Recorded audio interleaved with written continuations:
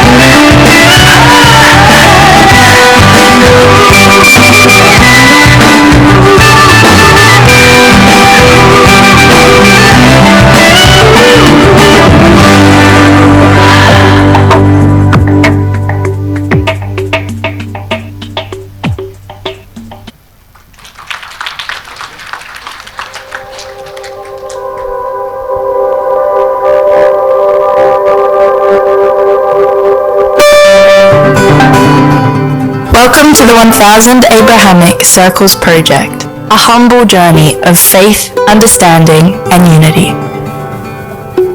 We bring together a Muslim, a Jewish, and a Christian leader from a wide range of differing worldviews to spend a week in each of their communities, directly observing each other's way of life.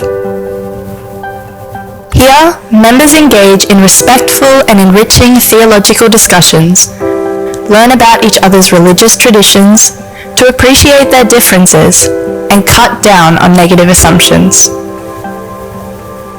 But the heart of our journey lies in the connections made beyond formal discussions. Circle members share meals around the dining table, participate in daily home activities, and engage in casual conversations where true bonds are formed. These moments create an environment of warmth and mutual respect. It is in these simple interactions that we find our common humanity and build lasting friendships. Beyond the home, our journey extends to the wider community. These dialogues enrich their understanding of how faith can contribute to community building and peace. One of our journey highlights is the cultural celebration. Members showcase their local heritage through traditional music, dance, and cuisine, promoting cross-cultural awareness and strengthening bonds through the appreciation of diversity. Respect and participation in faith and community services are integral to our project. Visiting local mosques, churches, and synagogues, members observe and participate in services, often leaving a gift or memento as a gesture of goodwill. Our journey also includes moments of leisure and fun. Bonding activities such as slow tours of religious sites, museum visits, and local sports events provide a relaxed setting for members to connect and build lasting friendships. The 1000 Abrahamic Circles Project is more than just an interfaith initiative. It is a journey towards understanding, respect, and unity.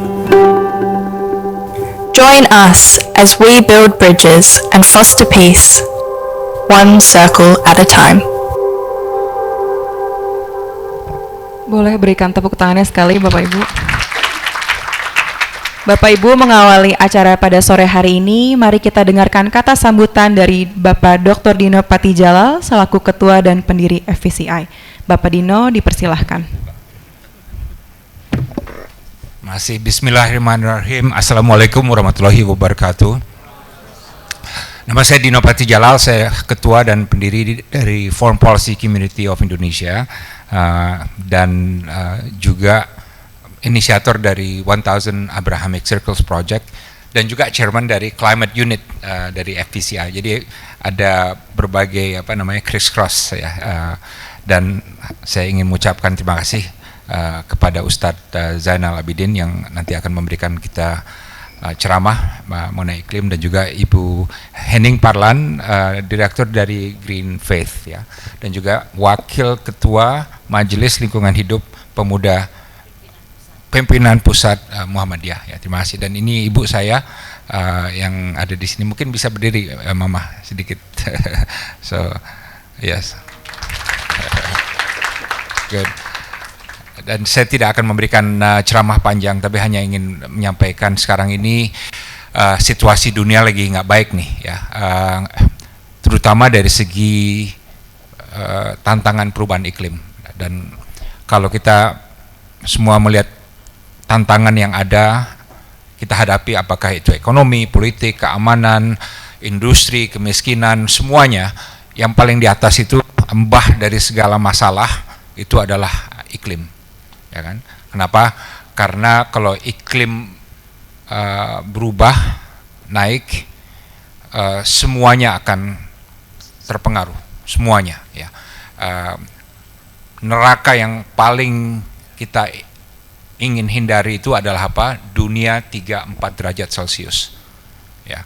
Karena kalau kita menghadapi dunia 3-4 derajat Celcius itu benar-benar seperti Pak Amil Salim bilang, ini ibarat dunia serasa neraka. Ya, kita keluar bernafas saja udah susah, ya kan?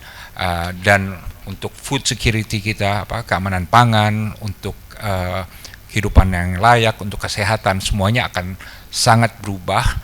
Dan ini kalau kita tidak melakukan apa-apa akan terjadi dalam waktu 1 generasi. Jadi anak saya yang sekarang umur 20 tahun, kalau dia udah 50 tahun mungkin ya, dalam 20-30 tahun lagi, dia akan masuk dalam dunia yang itu.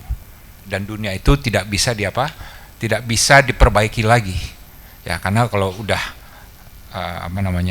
udah 3-4 derajat Celcius dengan kondisi emisi yang seperti itu nggak bisa diserap lagi tuh. Ya kan? Nah, jadi kalau kita ingin melakukan penyelamatan umat manusia, Sekjen PBB udah bilang bahwa climate change itu existential threat. Jadi suatu ancaman yang mengancam keberadaan umat manusia. Window-nya itu sekarang. Ya, window-nya itu sekarang. Dan keadaan global lagi tidak bagus. Kenapa? Karena pertama, Amerika baru menarik diri dari perjanjian Paris. Amerika adalah penghasil emisi kedua terbesar setelah Tiongkok. Jadi kalau kita mau berupaya sedemikian rupa, tapi Amerika nggak ada, itu akan susah tuh kita mengurangi emisi secara global. Apalagi Trump udah bilang minyak fossil fuel kita genjot lagi, karena menurut dia itu kunci dari pertumbuhan ekonomi Amerika. Jadi itu satu, Amerika keluar ya. Kedua, sekarang banyak perang nih. Perangnya di mana? Perang di Eropa ya, di Timur Tengah kita semua tahu dan lain sebagainya. Dan akibatnya apa? Sekarang ini gejala dari pemerintah adalah untuk menambah anggaran pertahanan, beli senjata. Ya. Akibatnya apa? Uang yang tadi untuk climate finance, untuk mengurangi emisi, ya, membantu negara-negara berkembang termasuk Indonesia, itu akibatnya uangnya untuk beli senjata. Ya, beli senjata. Dan tren ini bukan hanya setahun 2 tahun, ini tren yang mungkin 5-10 tahun. Ya, sebagai contoh aja, bantuan luar negeri Inggris yang tadinya 0,7% dari PDB-nya untuk pembangunan di dunia berkembang, sekarang turun jadi 0,3%. Bantuan Amerika untuk dekarbonisasi energi kita sepenuhnya ditarik, ya. Dan ini terjadi di berbagai belahan dunia, ya. Jadi dalam situasi ini yang paling berperan strategis adalah pemimpin-pemimpin agama, ya, yang bisa menyadarkan rakyat bahwa kita harus berubah dan berupaya keras. Apapun tantangannya, kita harus menyelamatkan bumi dengan melakukan dekarbonisasi dengan berbagai cara, gitu ya. Jadi ini tantangan kita semua. Indonesia jangan menyerah, kita harus tancap gas, dan juga umat Islam harus mengambil pimpinan pimpinan di depan, paling terdepan untuk menyelamatkan bumi. Nah, udah ya. Oke. Demikian, mohon maaf kalau tadi saya agak panjang lebar. Silakan menikmati takjil, ya. Assalamualaikum warahmatullahi wabarakatuh. Terima kasih Pak Dino. Bapak Ibu, sebelum kita masuk ke diskusi sore hari ini, mari kita berbuka puasa bersama. Hidangan telah disediakan di depan, dan sebagai informasi, acara akan kembali pada jam 7 dan musola ada di lantai bawah. Terima kasih. Ketemu lagi.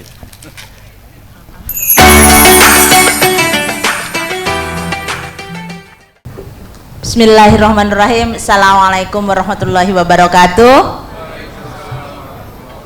Alhamdulillahirabbil alamin, alhamdulillahirabbil alamin, wassalatu wassalamu ala asrofil anbiya'i wal mursalin wa ala alihi washabihi ajmain, amma ba'du. Alhamdulillah, puji syukur kita panjatkan kehadirat Allah Subhanahu wa taala. Pada kesempatan sore yang berbahagia ini, kita akan kedatangan tamu istimewa, yaitu Ustadz Dr. Zainal Abidin. Beliau adalah seorang pendidik, beliau adalah seorang ustadz, beliau adalah seorang pendakwah yang luar biasa, terutama pendakwah terkait dengan bumi. Nah, kawan-kawan, Bapak dan Ibu yang kami hormati, pada konteks kita bicara tentang bumi, tentu saja kita akan teringat dengan Al-Baqarah, surat Al-Baqarah ayat ke-30 yang artinya adalah Bismillahirrahmanirrahim, dan ingatlah ketika Tuhanmu berfirman kepada malaikat, sesungguhnya aku hendak menjadikan seorang khalifah di muka bumi. Jadi kita semua pada kesempatan kali ini ingin membahas bagaimana sesungguhnya peran manusia sebagai khalifah fil ard. Khalifah itu adalah sebagai kepanjangan tangan dari Tuhan untuk menjaga, merawat, dan memuliakan bumi. Tidak berpanjang kata, kami ingin mengundang Bapak Ustadz Dr. Zainal Abidin untuk ke depan. Kami persilahkan Bapak.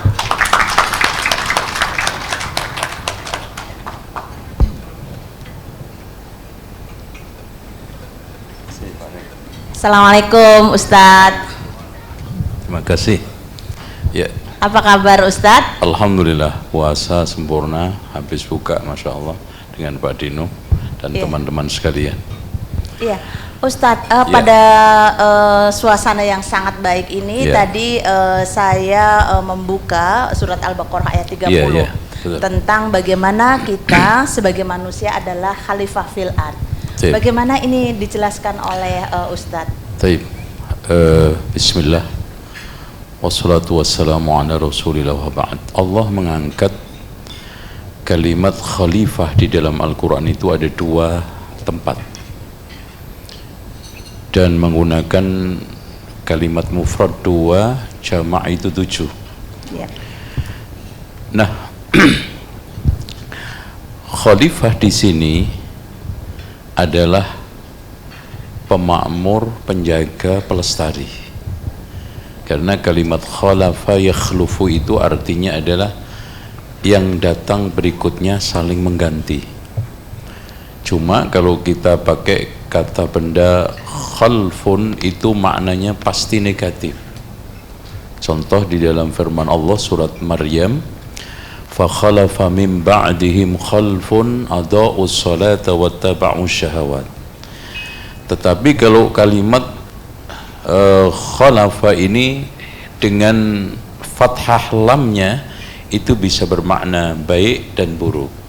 Contoh, ada generasi khalaf karena ada salaf, kan gitu. Taib. Allah menghadirkan kalimat khalifah dengan ja'il itu cuma 1 di dalam surat Al-Baqarah saja. Yang lainnya itu kata kerja. Kenapa? Karena untuk menjadi khalifah Adam itu nggak pakai proses. Gitu ya. Yang lainnya berproses. Makanya selain Adam, Allah menggunakan kata kerja. Gitu. Contoh di dalam surat Sad ayat 26, ya Dawudu inna ja'alnaka khalifatan fil ardi fahkum bainan nasi bil haqqi wa la tattabi'il hawa. Baik. Nah, kalau kita bicara fungsi utama khalifah di muka bumi apa? 2, untuk menjaga kepunahan alam semesta dan untuk menjaga kepunahan manusia dengan kalimat yang dihadirkan oleh malaikat yang bunyinya ataj'alu fiha may yufsid, itu ekosistem, wa yasfikut dima, punahnya manusia. Makanya kalau kita itu bicara masalah khalifah, tugas utama manusia di muka bumi ini adalah menjaga 2 kepunahan itu, kepunahan alam semesta sama kepunahan manusia, dengan perang, dengan bunuh-membunuh, dengan konflik sosial, ya itu. Nah, dengan cara apa? Allah menghadirkan surat Sad tadi, fahkum bainan nas, tegakkan hukum. Suatu omong kosong mustahil kalau orang bicara masalah penjagaan pelestarian lingkungan manusia tanpa penegakan hukum. Itu. Dan serentetan dari kalimat khalafa yakhlufu atau khalifah ini semuanya tidak ada yang mengarah kepada khalifah menurut arti politik. Ya, nanti iya itu. Jadi karena Adam juga masih sendiri ketika itu nggak punya umat. Itu. Dan Hawa belum diturunkan waktu itu. Nah, Hawa pun belum ada. Makanya yang benar makna khalifah itu adalah menjaga kelestarian alam semesta, ekosistem sama manusia. Nah, untuk menuju ke sana dibutuhkan 3 perangkat kata Imam Al-Mawardi. Yang pertama, nafsun muti'atun, jiwa yang mau diatur. Ya. Kalau sekarang kita mendapatkan rakyat, penduduk macam-macam yang tidak mau diatur untuk melestarikan ini mustahil. Yaitu. Kemudian yang kedua adalah agama yang ditaati. Mau agama Hindu, Buddha, Kristen, Yahudi, Nasrani, nggak ada satupun ayat yang memerintahkan untuk merusak alam. Itu. Nah ini yang jadi sekarang kita bisa tantang ayat mana di dalam kitab-kitab agama itu yang mengajak kerusakan alam, mengajak merusak manusia, nggak ada. Makanya kalau sekarang ada ajakan masing-masing tokoh agama untuk menjaga kelestarian lingkungan itu sangat bagus kan gitu. Itu kalau kita bicara masalah memakmurkan bumi. Jadi memakmurkan, melestarikan itu hanya dengan satu, menegakkan aturan. Dan di sini bukan hanya sekedar aturan. Allah tadi mengatakan fahkum bainan nas. Karena yang merusak alam semesta itu manusia. Dan bukan hanya fahkum, ya, tegakkan hukum di antara manusia, tapi Allah kasih penegasan yang lebih spesifik, bil haqqi, biar tidak ada persepsi mungkin dengan perasaan, dengan ya sepengetahuan saya, nggak bisa. Harus dengan undang-undang, konstitusi kalau bahasa negara yang jelas. Tanpa itu sulit untuk menjaga lingkungan ini, menjaga ekosistem ini lestari, gitu Pak. Terima kasih banyak Ustadz, luar biasa sekali. Jadi sebegitu dalam makna dari Khalifah fil ard, ya. Satu ayat ternyata sangat dalam dan sangat jelas bahwa ini adalah untuk menjaga dan memuliakan alam. Nah, Ustadz tadi bilang bahwa untuk menegakkan itu ada 3 prasyarat, ya. Nah, prasyarat salah satunya adalah bagaimana dengan menegakkan peraturan. Ini tentu saja kalau kita bisa lihat konteksnya yang ada di tanah air sekarang, Indonesia. Bagaimana menurut pendapat Ustadz mengimplementasikan Khalifah fil ard, konteksnya dengan aturan ini, apa yang harus dilakukan oleh umat? Kalau kita ingin bicara masalah apa yang harus dilakukan, kita coba tengok surat An-Nahl ayat 112. Telah datang. Wa daraballahu mathalan qaryatan kanat aminatan mutmainnatan. Jadi Allah memberikan satu permisalan sebuah negeri yang gemah ripah lojinawi tentrem totora harjo. Ya, katanya sampai rezekinya itu, kekayaannya itu mengalir dari hulu hingga hilir. Tapi fakafarat bi an'umillah. Nah ini banyak sekarang tindakan-tindakan manusia yang kufrun nikmat, terutama nikmat udara, nikmat tumbuh-tumbuhan, nikmat pohon yang begitu mudah untuk dirusak. Ya, coba bayangkan. Makanya saya ketika mondok di ngurusi pondok saya, ketika ada pembangunan itu Mbak, yang pertama kali saya jagain itu pohon. Ini kalau bisa diusahakan nggak ditebang, jangan ditebang. Itu.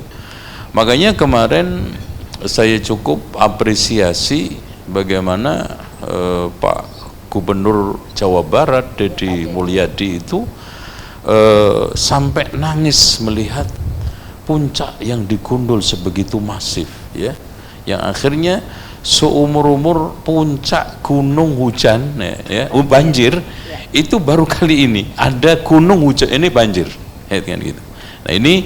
Nah kalau kita ingin sekarang ini peran utama adalah kita hilangkan ya mental kufrun nikmah ini dulu. Jadi ini tuntutan bukan pada 1-2 orang atau level tertentu, tapi semua kita yang sekarang ini hidup di Indonesia, bagaimana untuk tidak kufrun nikmat terhadap udara, tidak kita kotori dengan berbagai macam polusi. Kemudian bagaimana gunung kita, bukit kita, ngarai kita, terus kemudian lembah-lembah dan termasuk bendungan, resapan yang kemarin banjir di Bekasi itu cukup mengerikan. Rumah lantai 2 itu tinggal atap yang kelihatan. Kenapa? Karena resapan di sekitar itu Bekasi Barat habis. Dan kemarin ketika saya diminta Pak Menteri Lingkungan Hidup untuk ngisi kultum, ada peresmian ini media pembelajaran di Pondok Kopi. Air ini nenek moyangnya itu paling murni. Kalau dulu mbahnya lewat sini, ya anak cucunya lewat situ. Ketika jalan dihambat, maka dia akan memberi peringatan ke sana sini banjir kan gitu. Makanya sekarang kufrun nikmah ini harus kita hilangkan dari.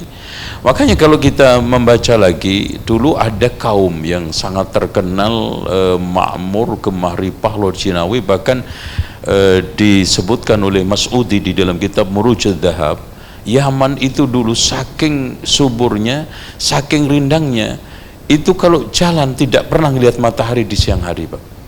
Saking bagusnya. Rimbun. Sampai dikatakan oleh Allah, baldatun thayyibatun wa rabbun ghafur. Sebelumnya Allah mengatakan apa? Wa kulu min rizqi rabbikum washkurulah. Dibikin oleh Allah habis dengan ada banjir, namanya banjir bandang, Sailul Arim.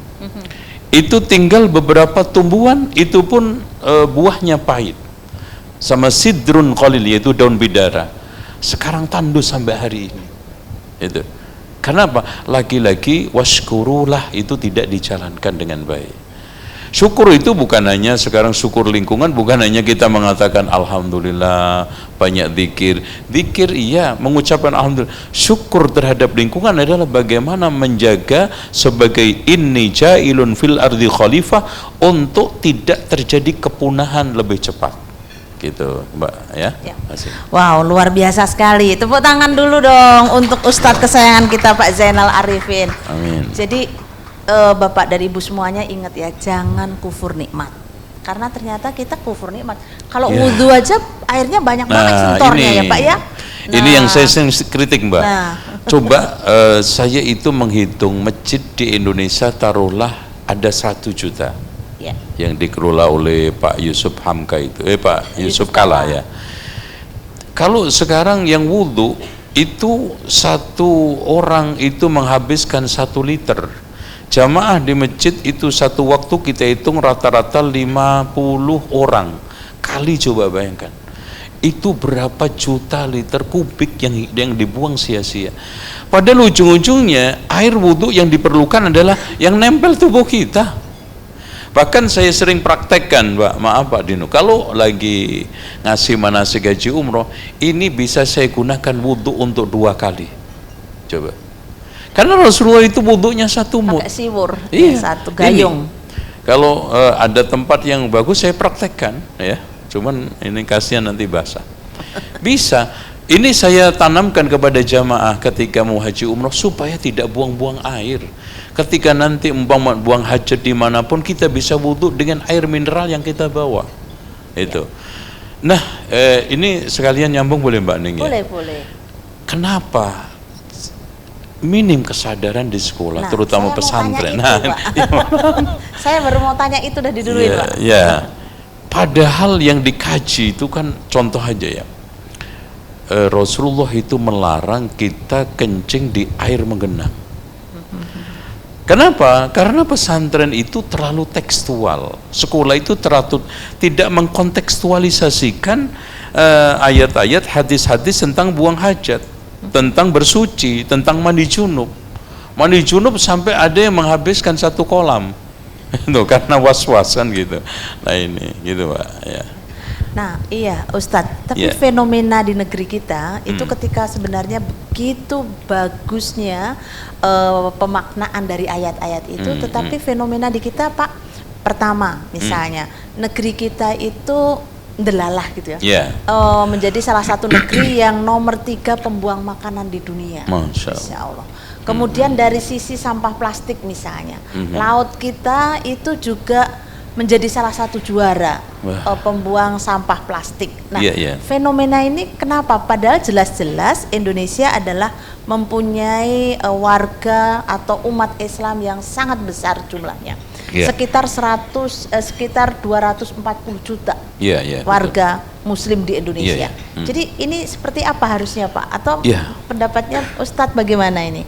Ya, ini yang salah Muslimnya bukan Islamnya. Contoh aja ya. Rasulullah SAW itu mengatakan ittaqu al-mala'i thalatha. Jagalah, waspadalah untuk melakukan 3 perbuatan terkutuk. Apa? Pertama, kencing di tempat sumber air, sungai, sumur, mata air. Kemudian termasuk buang hajat juga ya. Kencing buang hajat di tempat pohon berbuah.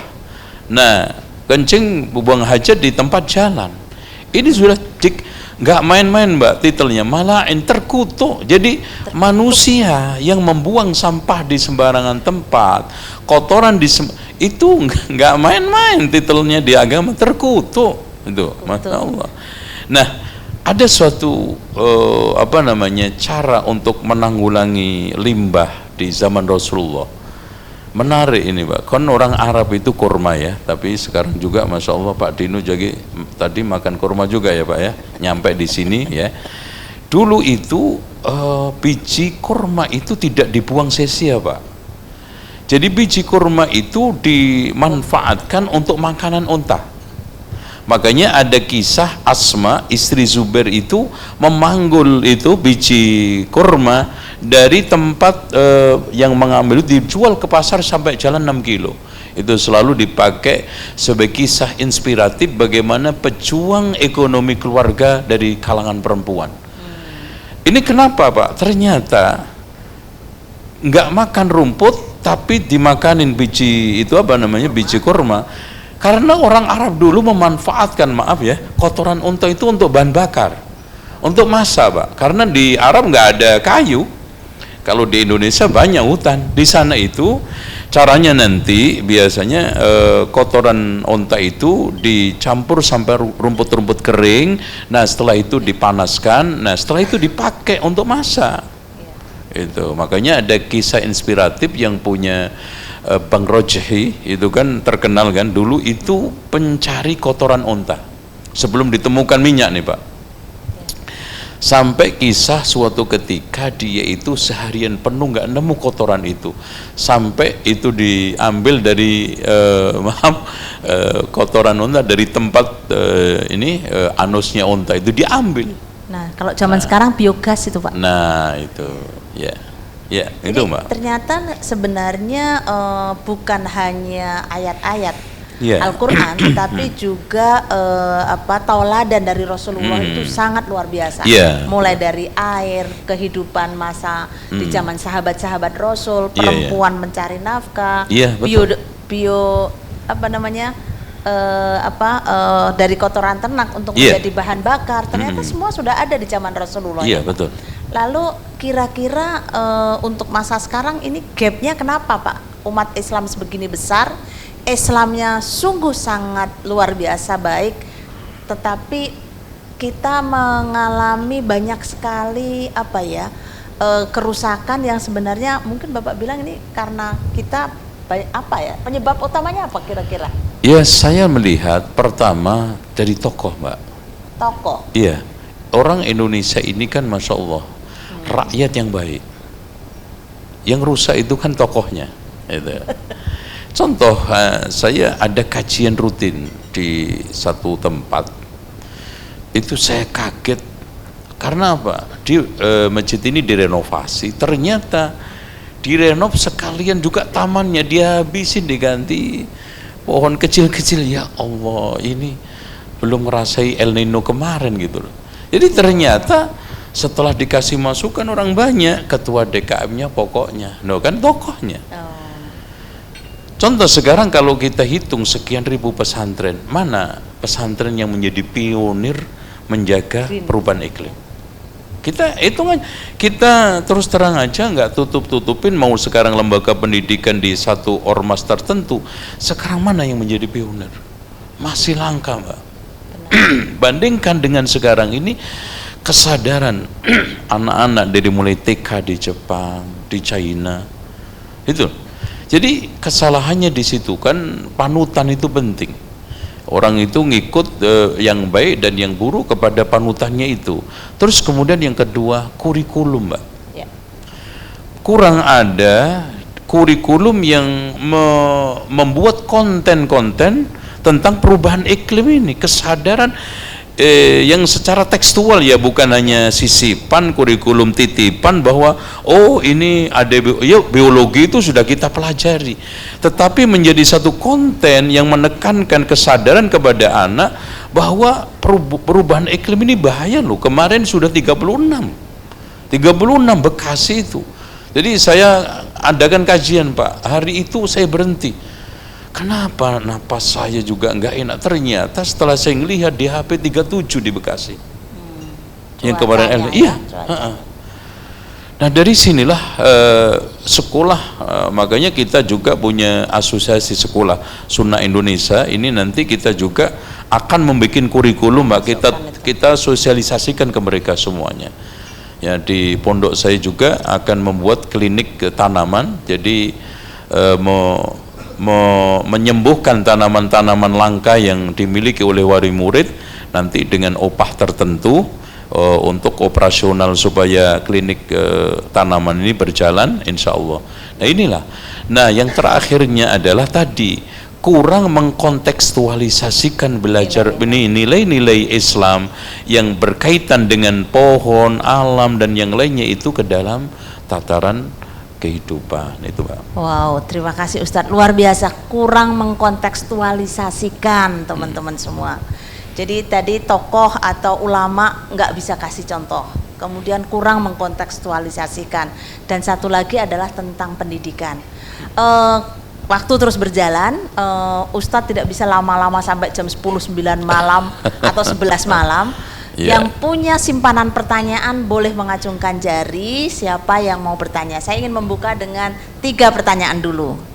Oke, 1 sebelah sini, 2 tengah, 1 lagi. Kenapa laki-laki semua? 3 boleh. Oh, ini ya Ibu, silakan Ibu. 3 ya Mbak, boleh dibantu mic-nya? Silakan. Ya, terima kasih sebenarnya Ustadz. Perkenalkan, nama saya Hamzah. Assalamualaikum warahmatullahi wabarakatuh. Waalaikumsalam. Nama dari organisasi mana? Ya dari FPCI chapter UIN Jakarta. Kebetulan kami lagi dalam masa transisi, jadi sebentar lagi akan berubah. Saya ingin bertanya Ustadz tentang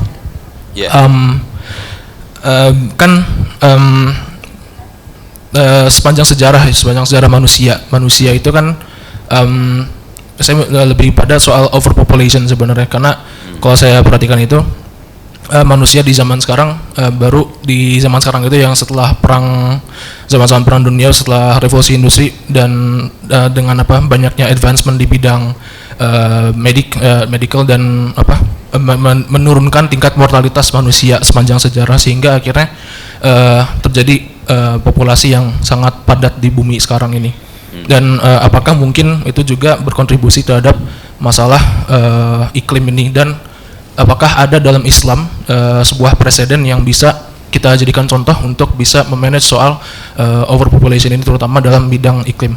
Begitu saja Ustaz. Assalamualaikum warahmatullahi wabarakatuh. Waalaikumsalam warahmatullahi wabarakatuh. Kita 3 sekalian atau satu-satu Ustaz? Satu-satu biar ingat ya. Biar ingat ya. Mengurangi overpopulasi. Overpopulasi, ya.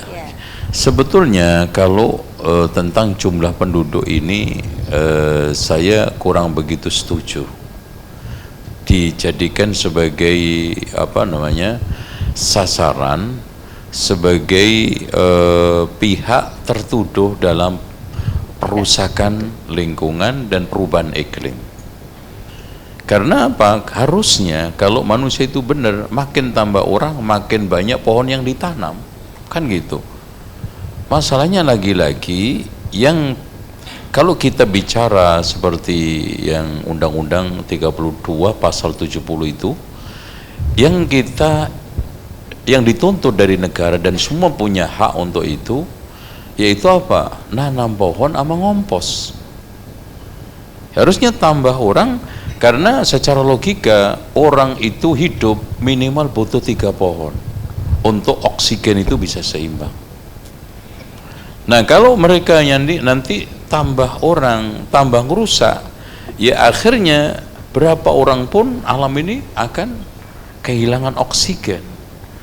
Oleh karena itu kesadaran yang perlu kita tumbuhkan untuk menjaga, meminimalisir polusi itu adalah ngompos sama nanam pohon. Itu. Nah, sebetulnya mesin-mesin yang canggih ini di pondok saya juga sedang saya terapkan untuk mesin zero polusi tanpa bahan bakar yang dibikin oleh University Telkom Bandung. Dan kemarin sampai Pak Rektornya itu datang untuk pemasangan itu. Karena ini percontohan pertama di pesantren. Nanti kita gunakan juga untuk pembelajaran ke anak-anak. Nah, ini coba kalau diterapkan di Bantar Gebang. Saya kemarin belanja di Mitra 10 ya. Itu keluar dari mobil ke parkiran, subhanallah. Kaget nih, kaget. Bau nyengatnya anjir, ternyata Bantar Gebang, padahal berapa puluh kilo itu, Pak. Dan bandingkan sekarang ini ketika kita di TPA di Cina itu, kita di belakang aja nggak bau. Itu. Ini lagi-lagi bagaimana kesadaran masyarakat. Bukan kita jadikan jumlah itu sebagai masalah. Tapi bagaimana jumlah manusia itu menjadi solusi, menjadi bagian solusi penanggulangan perubahan iklim ini. Simple sebetulnya, nanam pohon sama ngompos, itu aja. Oke, terima kasih banyak. Sudah kejawab ya Mas? Tepuk tangan untuk pertanyaan yang pertama, dan yang kedua adalah silahkan Mas sebutkan nama dan dari mana. Oke. Berarti ya. Bismillahirrahmanirrahim. Assalamualaikum warahmatullahi wabarakatuh. Waalaikumsalam warahmatullahi wabarakatuh. Nama saya Tufel Hafiz dari FCI Chapter Universitas Darussalam. Yeah. Kemarin tuh saya pernah sempat sebagai guru ya, pengabdian masyarakat di salah satu sekolah, dan saya melihat juga di pondok saya kesadaran akan iklim nih masih sangat kurang, dan kalaupun kita berusaha membawa kesadaran akan iklim, bagaimana perubahan lingkungan itu mempengaruhi hidup kita, kadang-kadang mereka cuma mendengar dan kebanyakan orang setuju tapi kurang mengambil aksi nyata, entah dengan menanam pohon atau buang sampah dan lain-lain. Nah, pertanyaan saya, bagaimana sih dengan kapasitas pondok yang besar, kapasitas sekolah-sekolah, dan juga keterbatasan waktu dari guru dan lain-lain. Nah, aksi iklim itu bisa dijadikan prioritas utama, Pak. Bukan sekedar ekstrakurikuler, bukan sekedar side dari kurikulum itu, tapi bagaimana aksi iklim ini bisa benar-benar dianggap penting dan benar-benar matter untuk dunia pendidikan. Yeah. Terima kasih. Ya, langsung jawab. Silakan. Ya memang begini, yang kadang-kadang saya cukup pilu Mbak, ya Mas ya. Taman-taman Pemda daerah itu dibikin tanaman palsu, itu aneh. Itu kecuali di Arab boleh itu ya, di Saudi, di situ. Ini subhanallah, di jalanan, di taman bundaran itu pakai tanaman palsu, ngapain? Pertama mahal, buang-buang duit, dan nggak ada apapun yang kita bisa dapatkan. Oksigen apa? Kenapa? Males ngerawat. Memang ngerawat kita butuh waktu, butuh tenaga, butuh biaya, gitu. Nah ini harusnya sudah tidak ada lagi taman rambatan palsu, rumput palsu, apalagi bunga palsu. Oke lah kalau di dalam hotel ruangan kayak begini, oke, nggak ada masalah. Ini di taman terbuka, ya. Ada yang dikasih Plastik. iya plastik gitu. Terus gini, memang kalau kita bicara masalah pembelajaran kan ada intrakurikuler, kokurikuler, ekstrakurikuler, hidden. Ini sebetulnya kita masukkan empat-empatnya boleh. Tetapi harus ada konten yang jelas di intra. Kalau memang kesulitan karena beban apa namanya pembelajaran itu takut berat, minimal dimasukkan ke kan. Kalau ibarat hukum agama itu, kalau intra kan rukun, kalau itu wajib, ekstra itu sunnah. Nah kalau hidden ini kan mubah, boleh ada, boleh enggak. Itu aja. Dan lagi-lagi memang mental, Mas.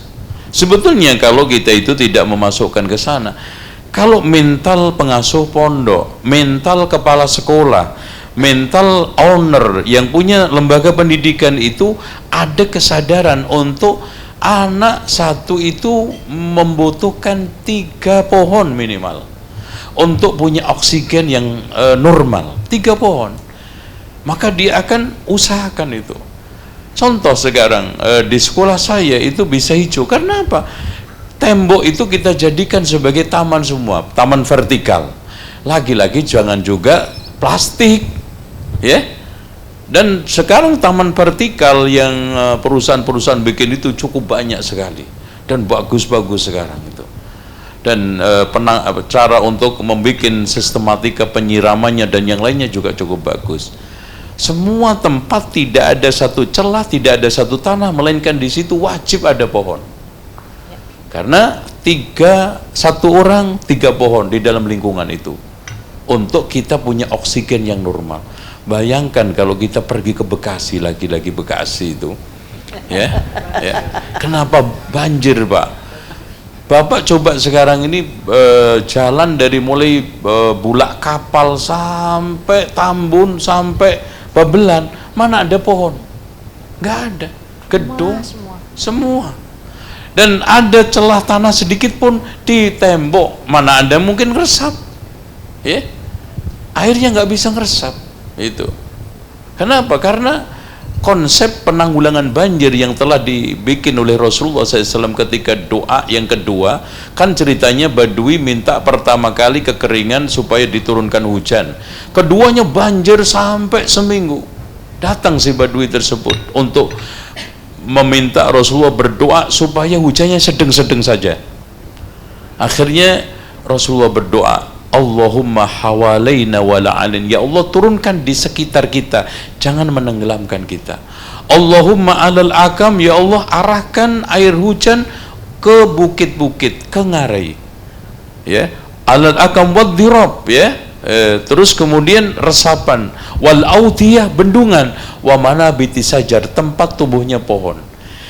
4 wilayah itu kalau dijaga dengan baik, dipertahankan, insya Allah saya jamin nggak mungkin banjir.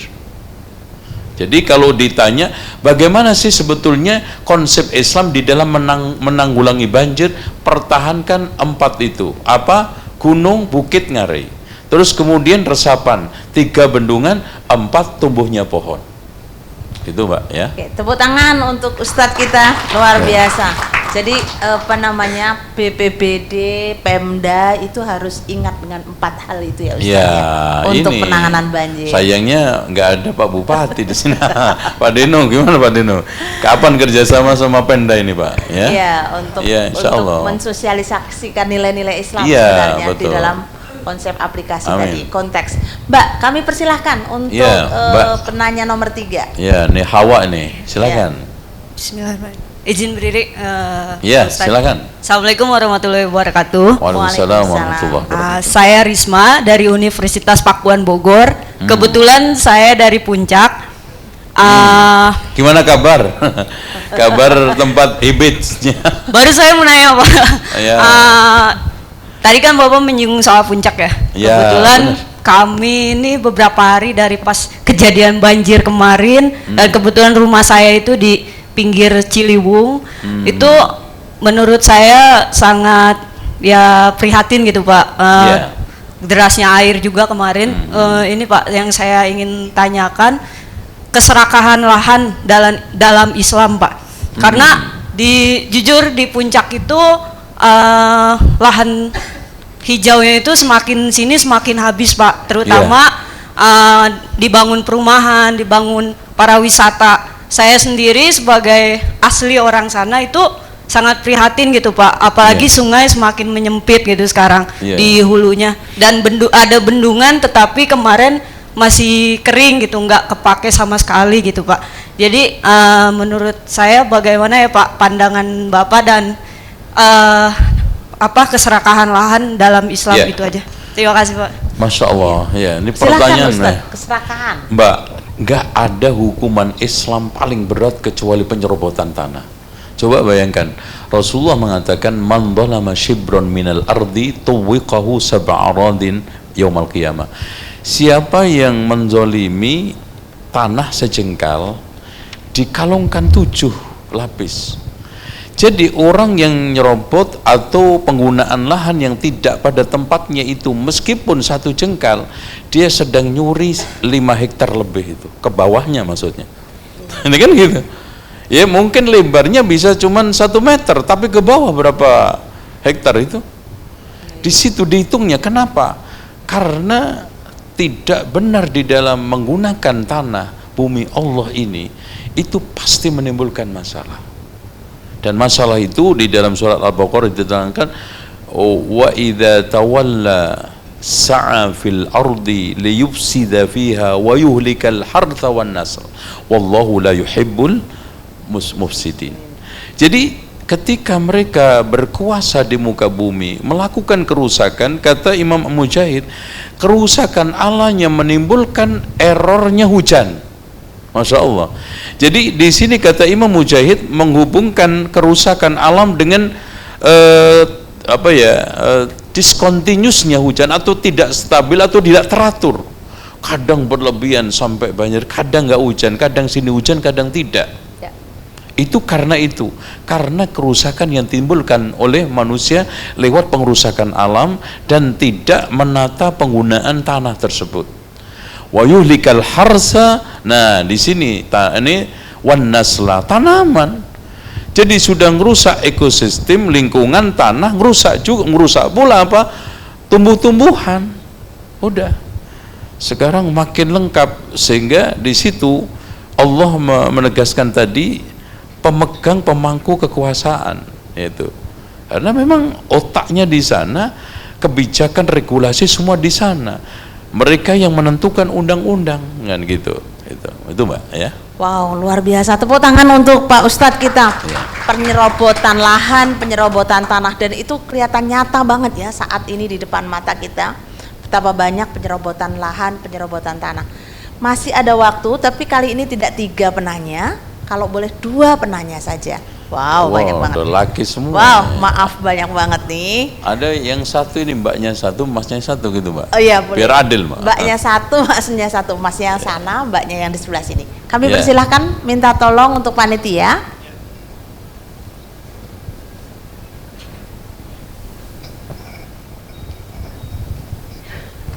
Assalamualaikum warahmatullahi wabarakatuh. Waalaikumsalam warahmatullahi wabarakatuh.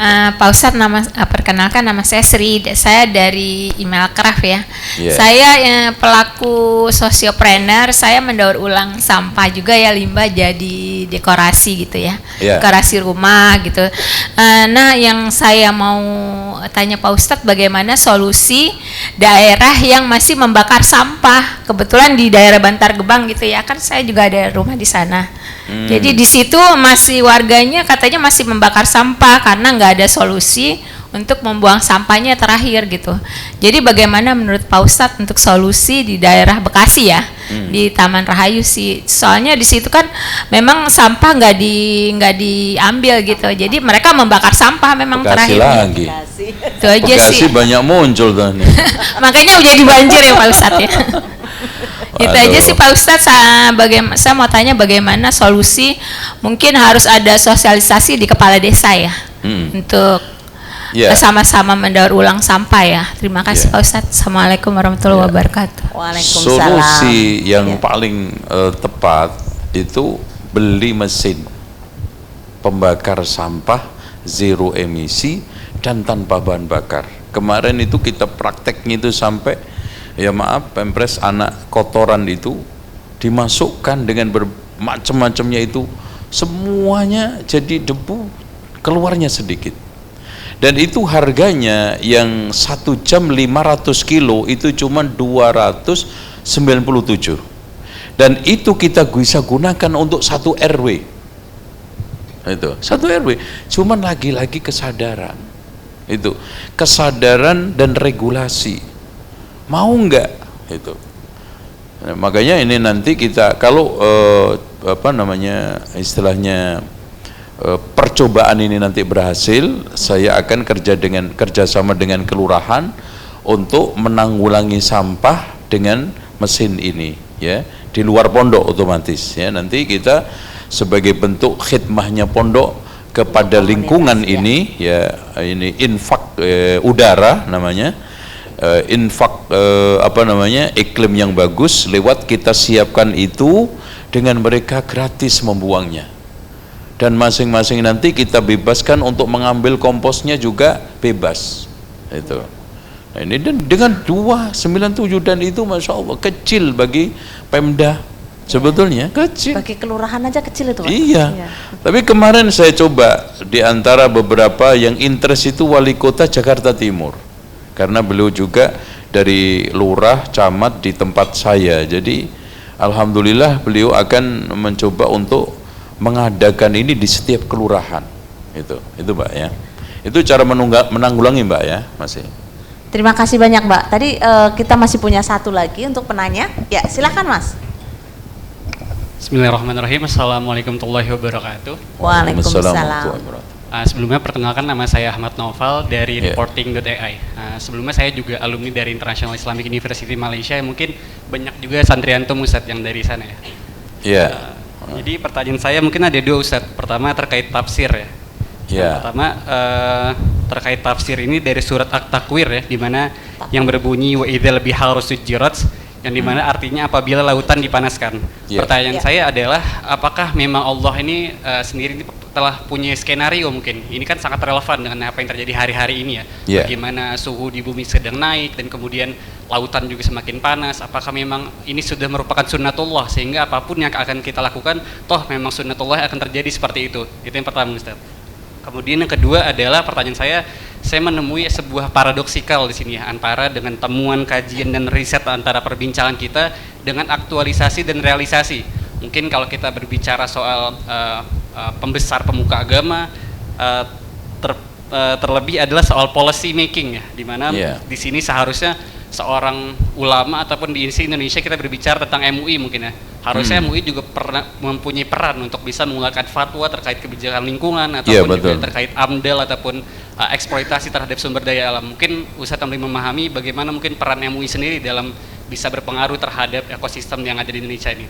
Terima kasih.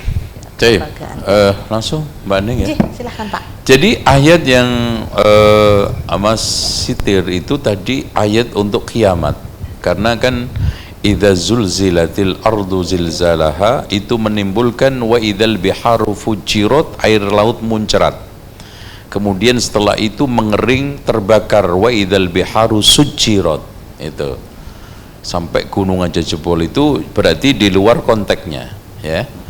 Tentang masalah kaitannya dengan kebijakan, memang inilah yang kita keluhkan tadi.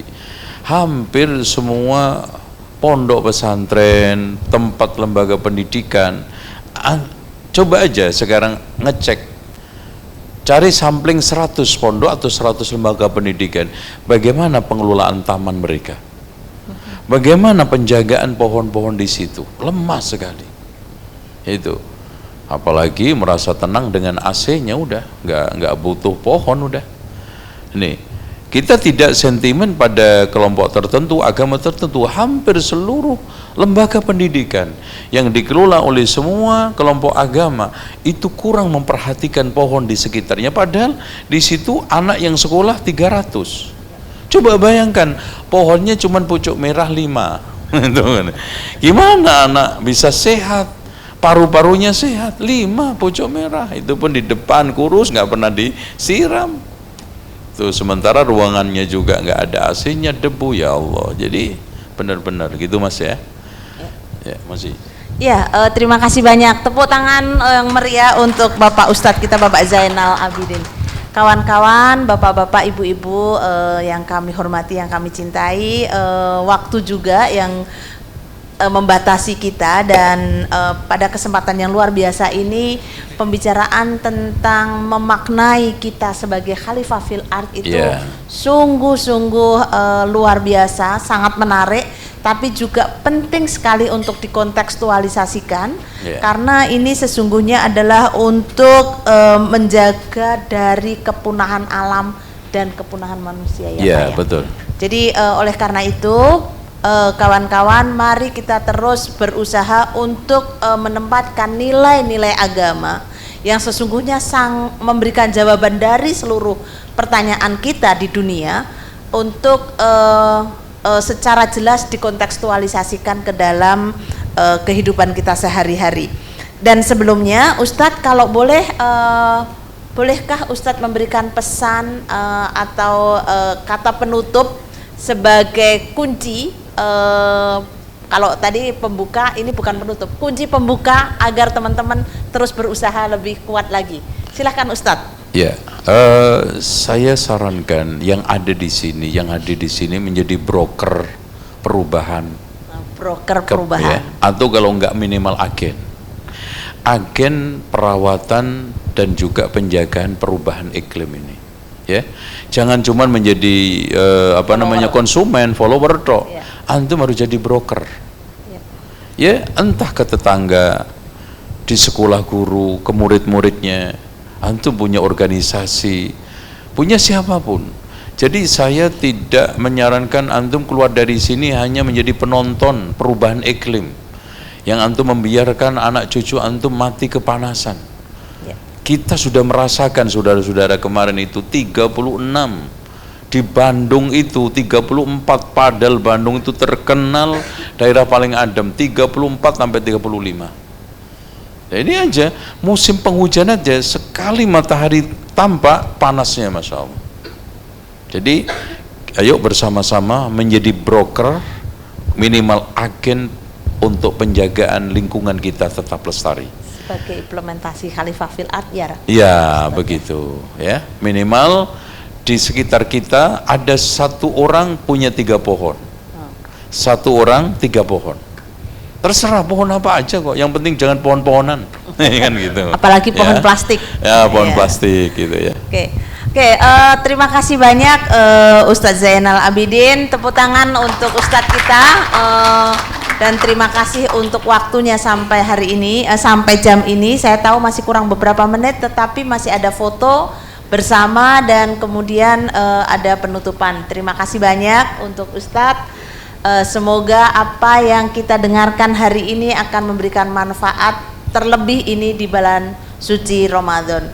Terima kasih. Akhir kalam, billahi taufiq wal hidayah. Assalamualaikum warahmatullahi wabarakatuh. Boleh berikan tepuk tangan sekali lagi Bapak Ibu. Terima kasih Bu Hening, terima kasih Pak Ustadz. Boleh maju ke depan, turun ke tangga, kita akan foto bersama. Saya mengundang Pak Dino untuk maju ke depan memberikan souvenir kepada Pak Ustadz dan juga Ibu Hening.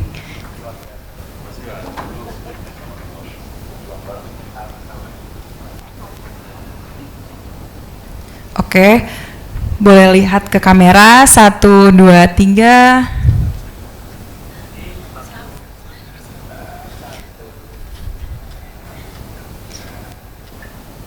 Sekali lagi dengan Ibu Hening.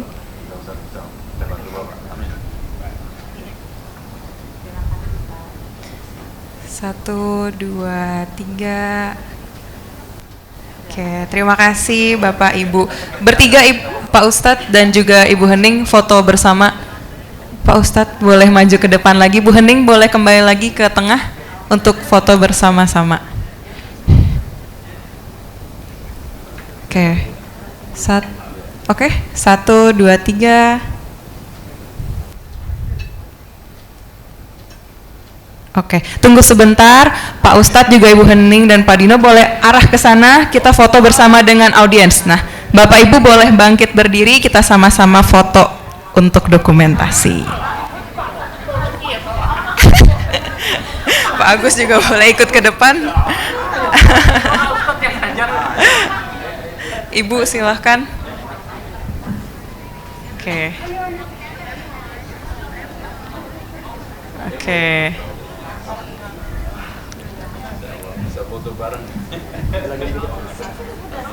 Oke.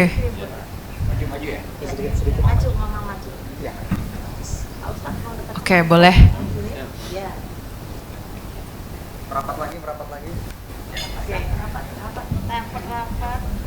Oke, hitungan ketiga 1, 2, 3. Sekali lagi 1, 2, 3.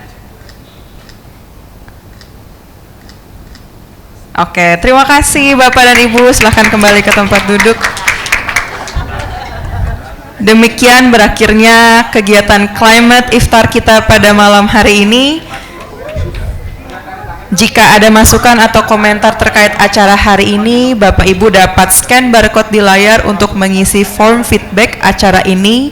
Pendapat Bapak Ibu sangat berarti bagi kami dalam meningkatkan kualitas acara di masa yang akan datang.